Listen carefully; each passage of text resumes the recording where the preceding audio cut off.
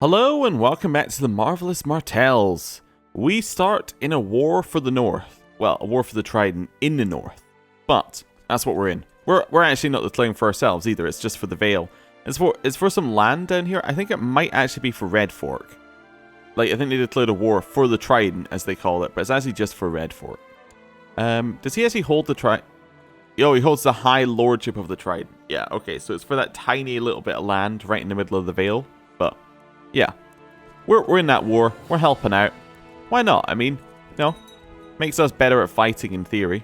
Like if we get any good commander traits or anything like that, or if we get dual experience. So, yeah, it's worthwhile. See, there you go. Oh wait, no, this one's actually the drunk who's teaching us. As dusk falls after an intense day of sparring, you watch the setting sun from the castle ramparts together with your warrior mentor. I teach you many things, Naimor-san, your mentor says.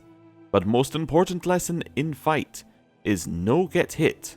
The next morning, your training concluded. The old warrior has departed your castle. No one saw him leave. Well, I suppose I learned something. And we didn't get skilled fighter. Oh well.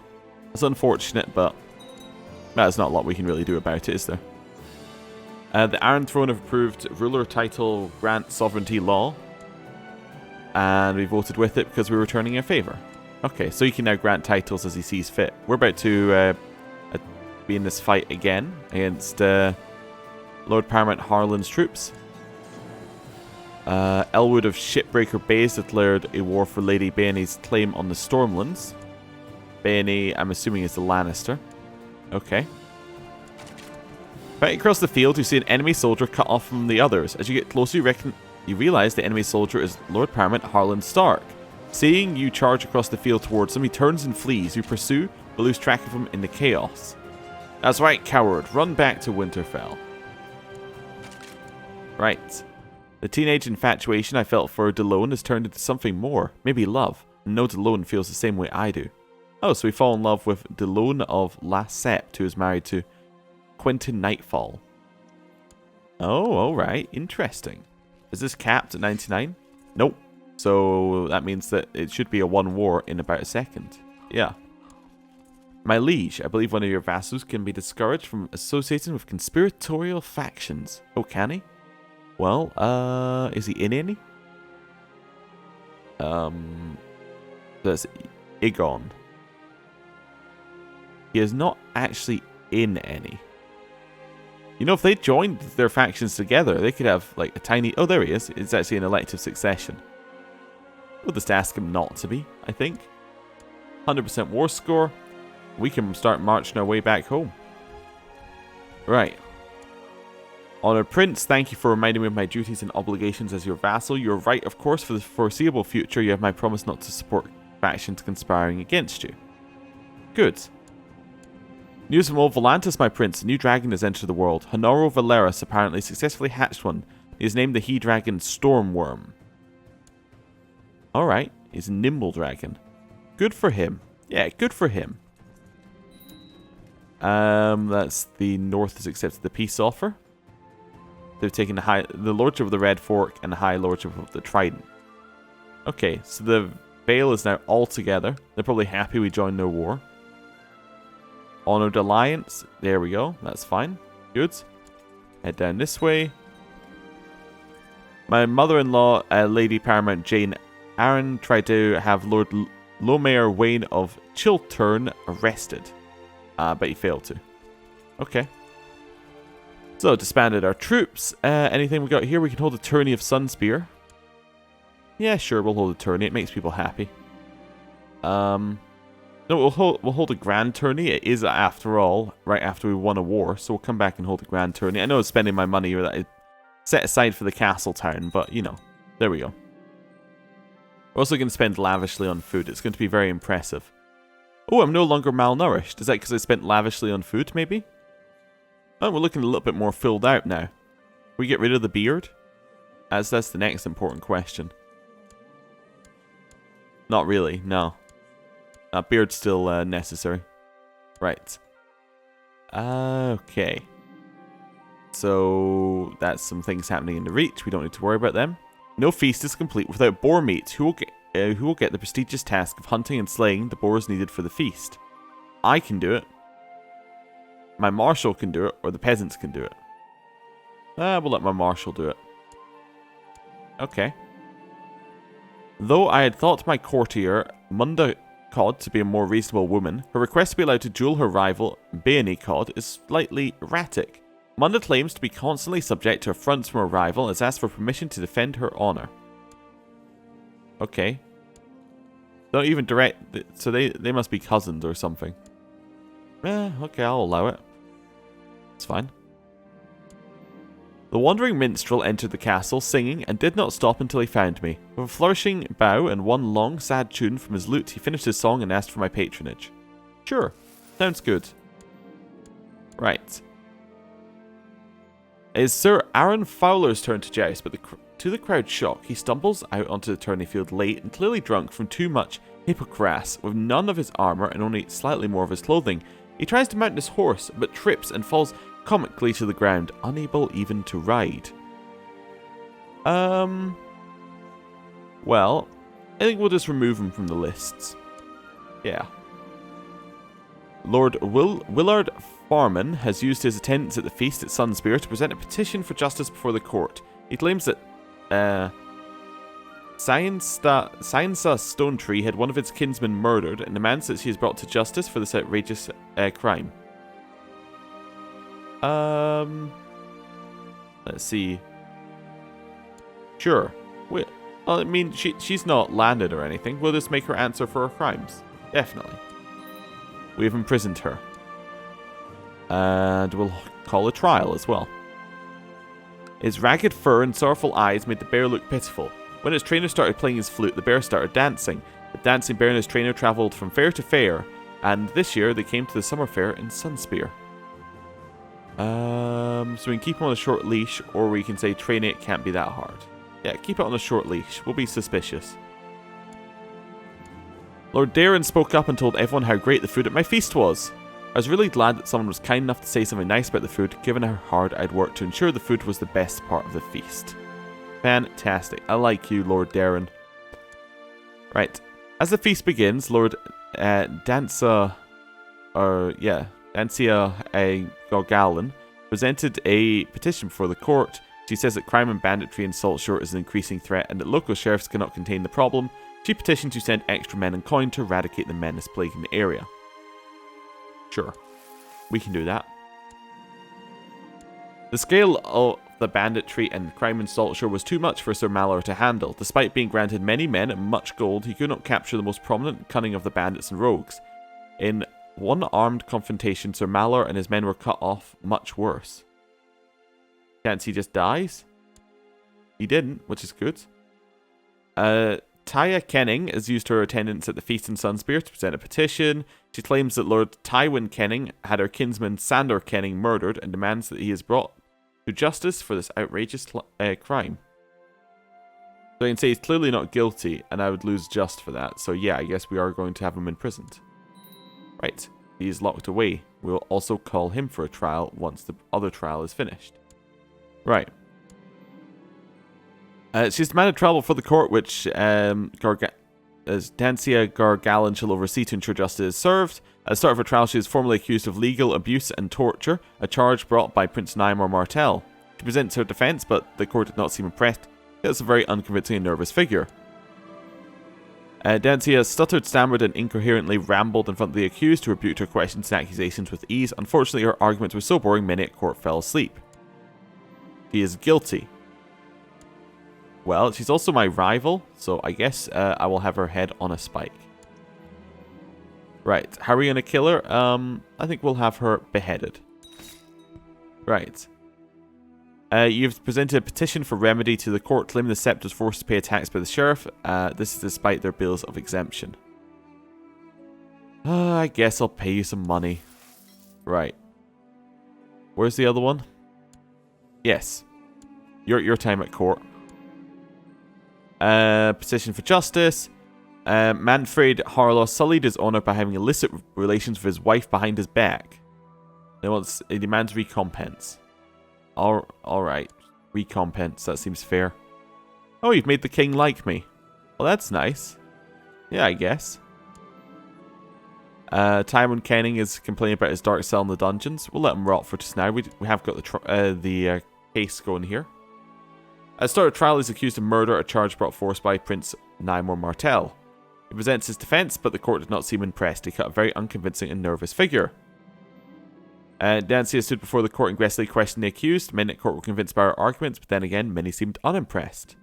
Guilty. We're going to send him to the wall. Right.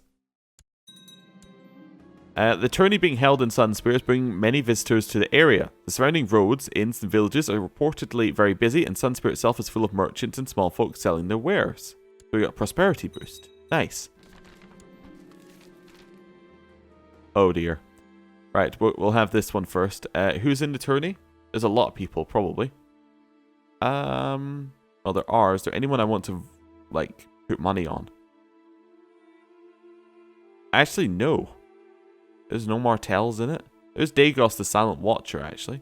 Yeah, he's one of my commanders, I guess. Dagos. Yeah. I'll put a bet on him. Small bet. Right. To this one. Matters of life and death. With age comes wisdom, they say. Or at least it may change the questions we ask, you mutter to yourself. You've had trouble sleeping lately.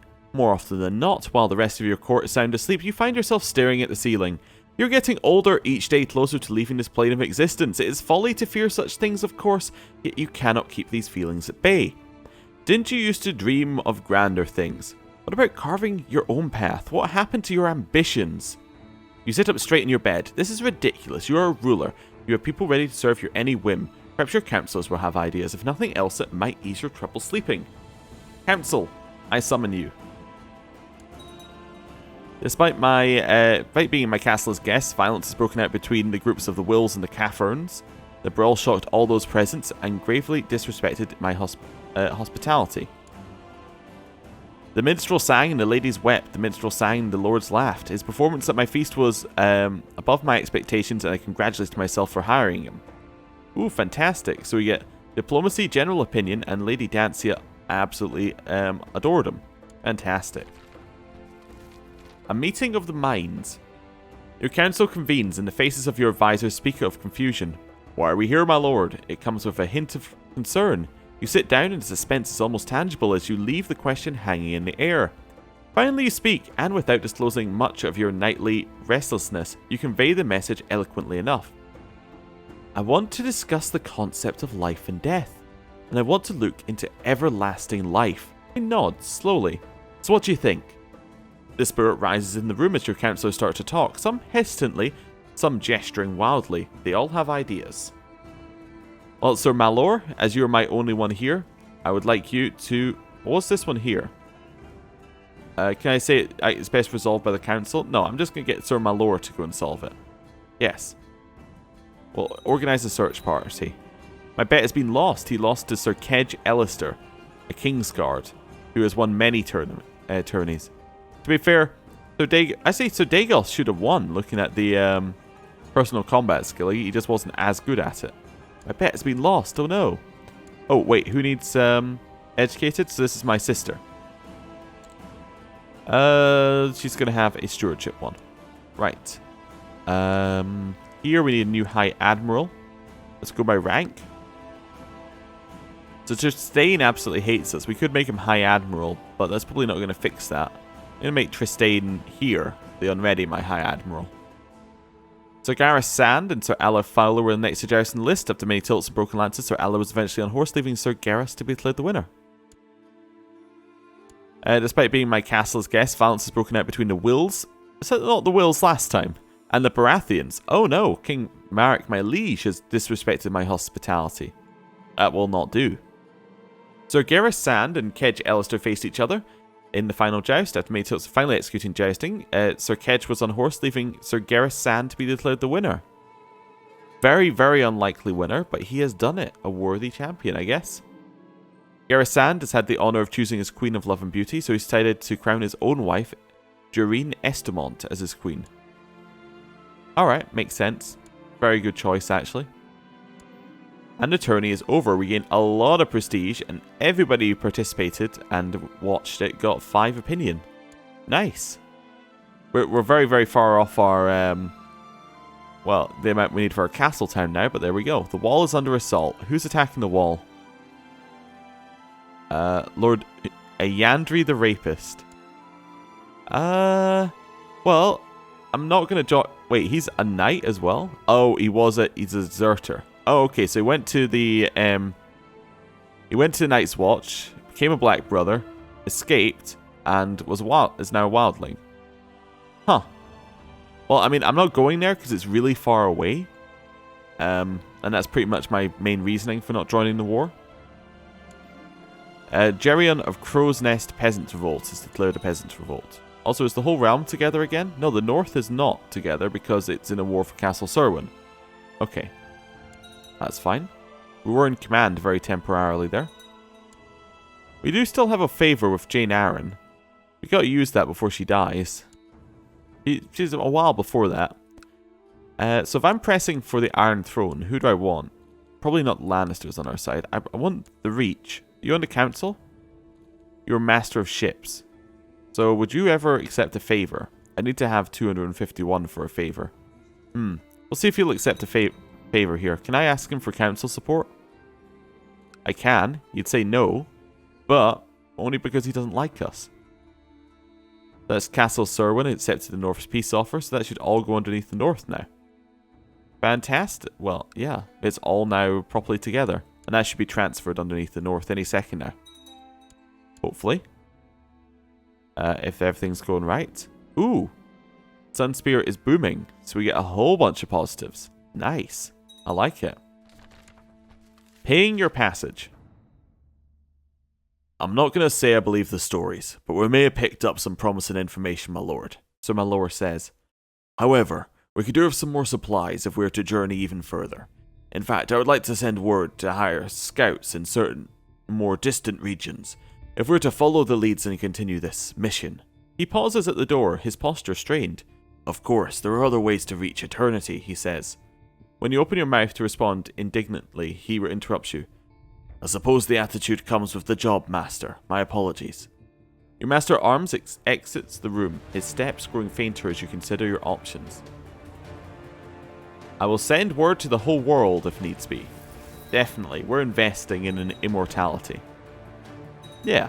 Seems like if we had to invest in anything, that seems like it should pay out in time. If we get it. Prince Nymor Martell invites you to participate in the tourney of Lemonwood. To join in, you say? Yes. I would love to. An actual tourney we get to be a part of? I'm not going to place a bet. No. I'm just going to ready my horse. We are being drawn against Sir Timoth, my courtier, who is so much better than us. Alright, steady.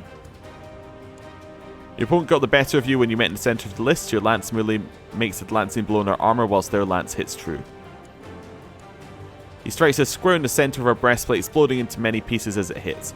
The force knocks the wind out of you and sends you flying from your horse. You are lying defeated in the dirt, defeated as the crowd cheers at Sir Timoth. Yes. He has been declared the winner. Oh well, we tried. Oh yeah, let's just go to the Grand Feast in King's Landing instead.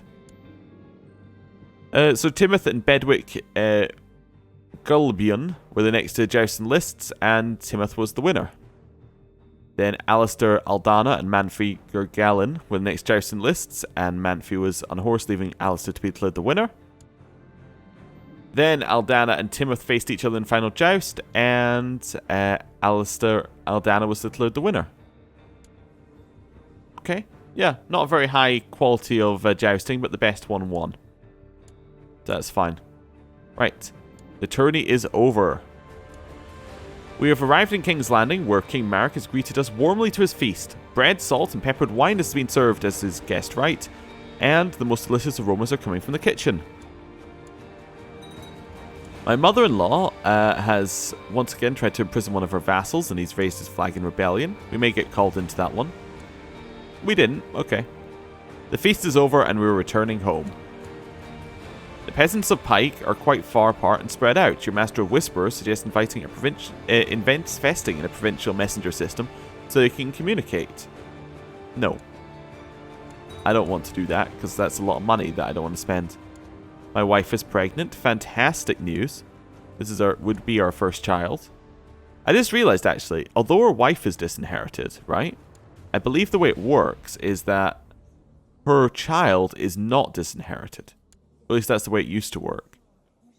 So, actually, if we have like a son here, they should be the next in line, I suspect. Yeah.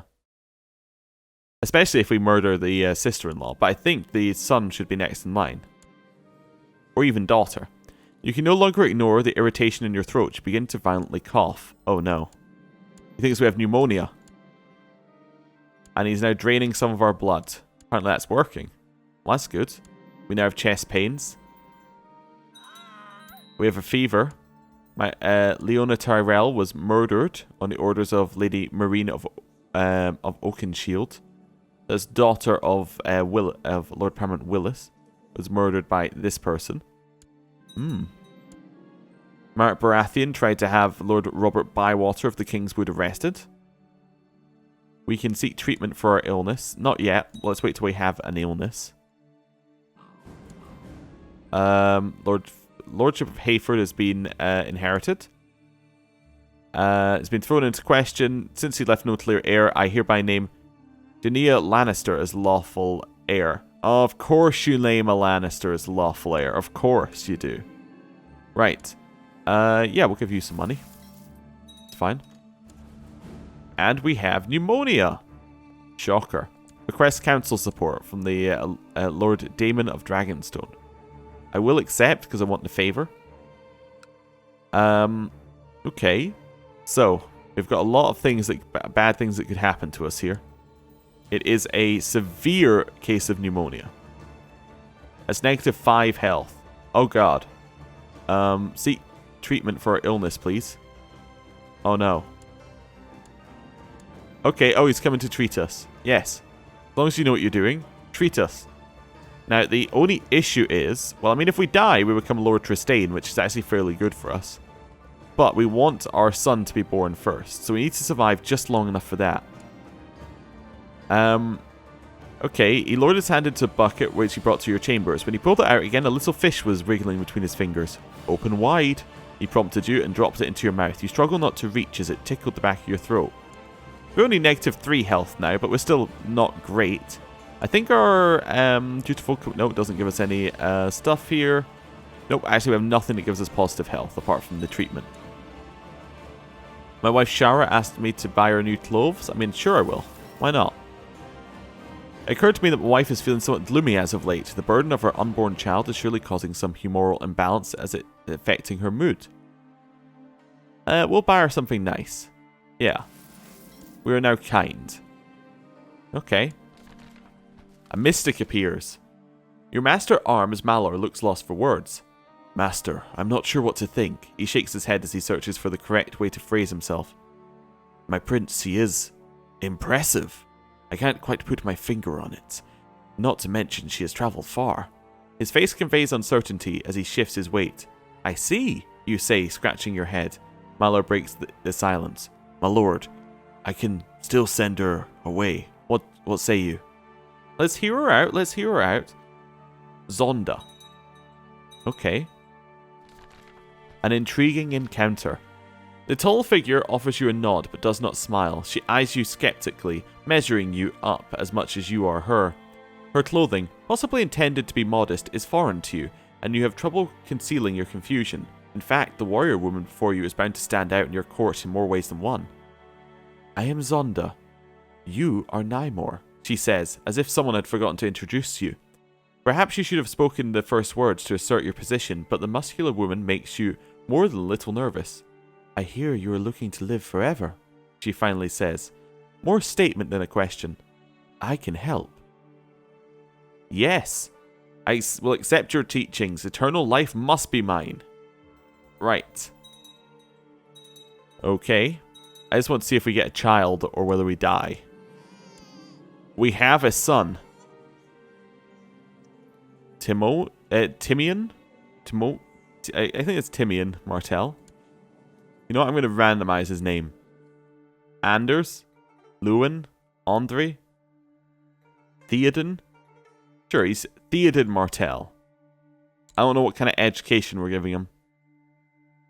Let's give him a pride education. Sure, it's not the best one. Not by far, but we'll give it to him anyway. A serious concern. Septon Oberyn joins you after supper one evening. He initiates a conversation about the status of trade in the realm, but you notice that he seems distraught. You interrupt Oberyn and demand to know why he sought you out. My lord, I fear for your life, he says earnestly. Who is this sacrilegious heathen you have invited to your court? Her promises are sweet, I am certain, but she cannot be trusted. Please, my lord, allow me to find out her true motive before it is too late. Nonsense. Yeah, you're overreacting. Right. And with that, I'm going to end the episode there. Thank you for watching. I'll see you next time. Goodbye.